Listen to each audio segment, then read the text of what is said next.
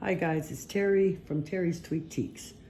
Here I'm adding a mold I created from Iron Orchids molds using resin, and I'm using this as a backplate for a doorknob like on this one.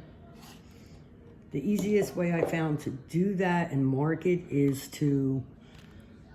I just took the end of a paintbrush, placed this exactly where I want it over the drawer, the knob hole. Made it equal, so it's straight on with the arrow here. So I held it in place, turned it over, took some gilding wax, because I know it'll show up, and just went like this inside and swirled it around. Okay, let me show you. And you can see the little gold dot. So now I know I want to drill in the center of the dot. So it'll go on exactly where I need it to. I added a drill bit to my screw gun. Then I just go down, dead center, hold it, and go to center. Use a book so that way you know you don't go through your counter or whatever work surface you're working on. Now I reversed it to back it out. And there's your hole.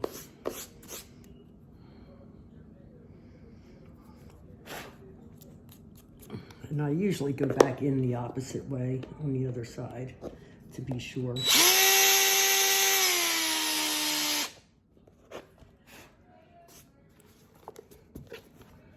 So then, sorry, wrong one.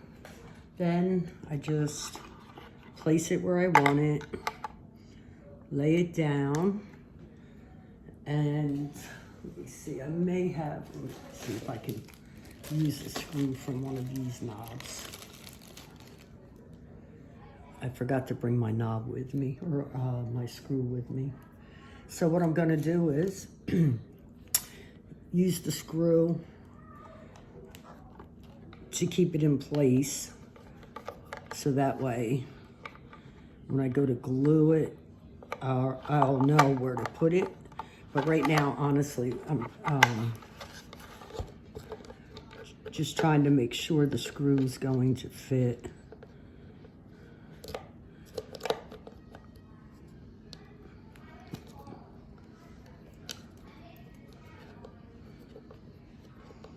I just want to make sure I get it in there.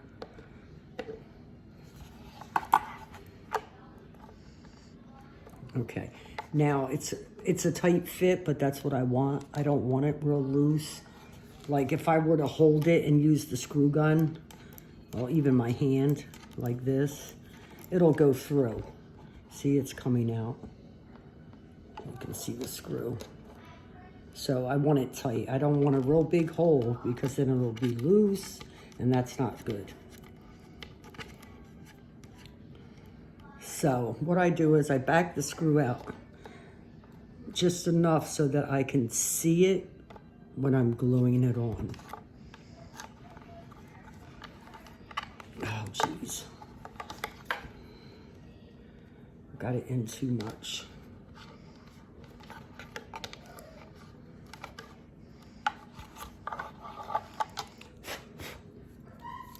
Okay, first let me prepare it.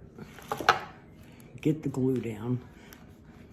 I found that this glue here really takes well on shiny surfaces, and I don't trust wood glue for such shiny paint because most of this was spray painted, and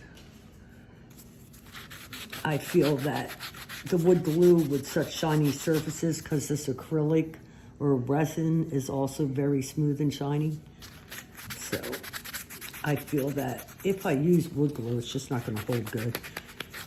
and I came across this glue. It's actually, I bought it for my my truck. A piece of my trim around my door, my rubber trim was coming loose, and it recommended that you use that to hold it on. Well, that stuck like so fast. I was like, wow, this stuff's good.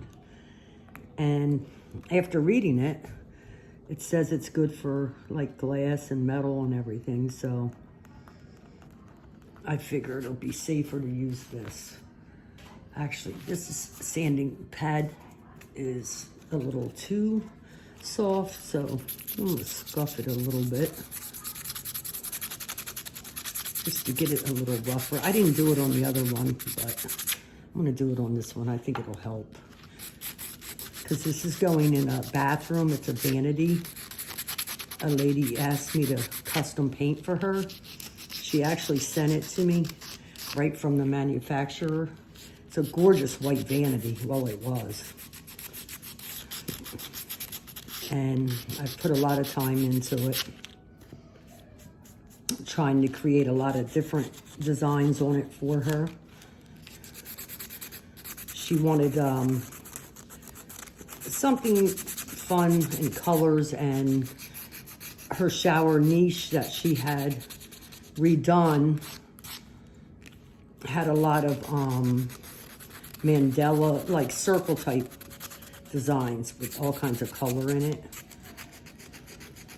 So I tried to add some of those to the pieces.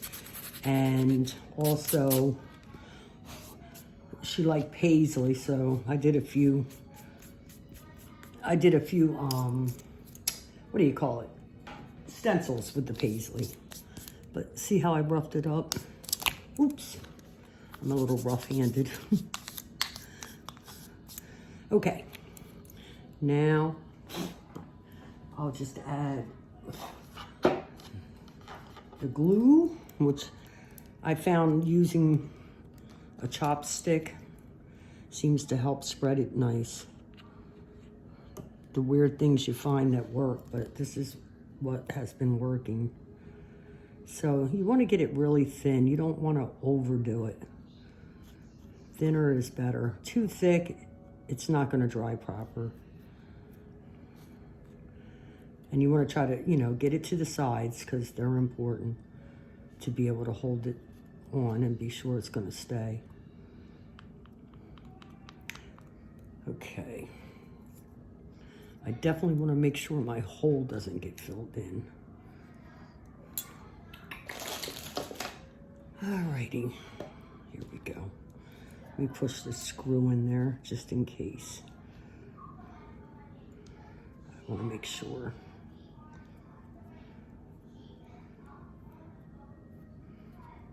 I did that just in case some of the glue got down inside.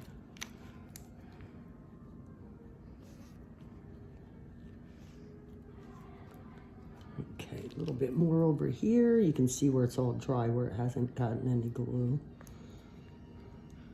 Okay.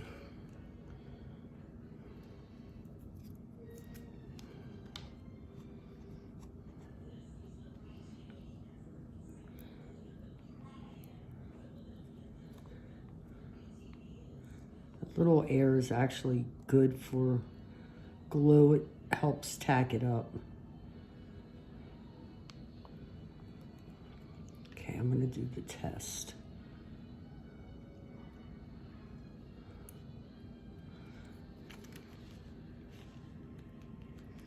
Okay, over here seems a little dry.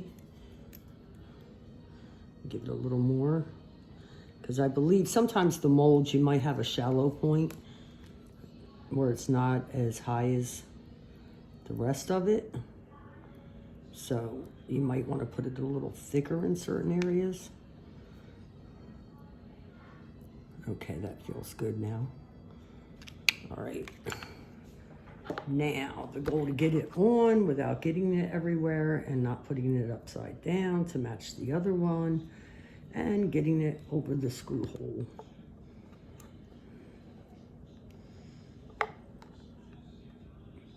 I believe that's about right, but to be sure, I will push the screw through.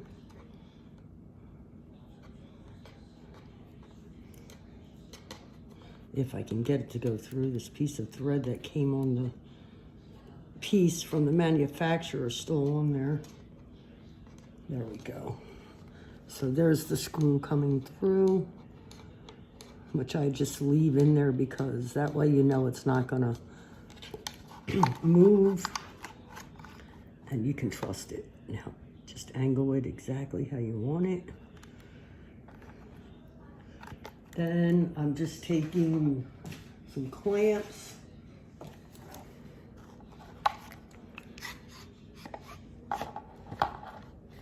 Tightening it up.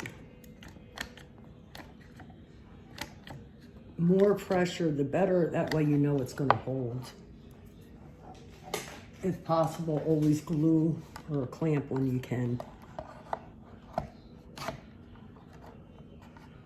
I wish it would go out further. I don't know why they don't. Well, they may make clamps that do that, but I haven't come across any yet.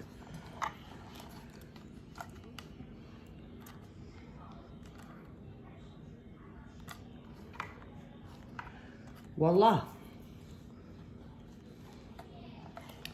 So this is the one I did already, and I glued the butterfly molds to it.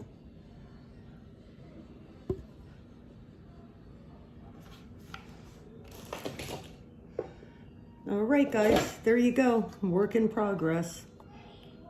Bye.